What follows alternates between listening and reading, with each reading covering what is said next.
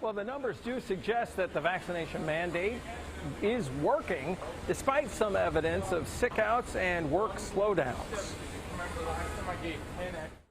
Trash that's not been picked up in a pile in front of an FDNY firehouse. The two departments involved in this scene are among the lowest vaccinated among city workers, but their vaccination rates have jumped in the last week and a half. During that time, there had been a work slowdown by Department of Sanitation workers protesting the mandate. But their commissioner put workers on extra shifts over the weekend and addressed the situation directly today. And I do want to humbly say to all those who experienced a delay up until now, my sincerest thank you for your compassion. Definitely a polarizing time. I'm happy where my workforce is. Since the city announced the mandate on October 20th, it says that members of the EMS force of the FDNY have gone from 61% to at least 88% vaccinated. Among firefighters in the FDNY, the rate has gone from 58% to 77%.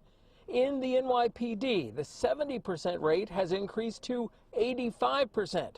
The Department of Sanitation has gone from 62% to 83%. Here are the overall vaccination numbers.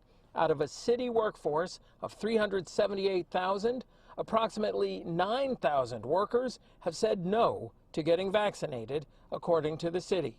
NYPD functioning fully, normally. Fire department, in terms of fighting fires and emergency services, functioning normally. But firefighters' union leaders say that fire companies are stretched thin. That's in part because 2,300 firefighters called out sick today. Their unions say the firefighters need more time to decide if vaccination is right for them. He gave us 9 days to implement a mandate. There wasn't in time enough to negotiate. There wasn't time enough to hand in a reasonable accommodation or an exemption. But the fire commissioner says that firefighters who aren't vaccinated are endangering the public and need to get their shots now. Back in December of last year, we fought very hard to get to the front of the line, as we should be, and offer the vaccine. We opened our own sites to vaccinate people. So for more than 10 months, every member of this department has had every opportunity to be vaccinated, as they should have been.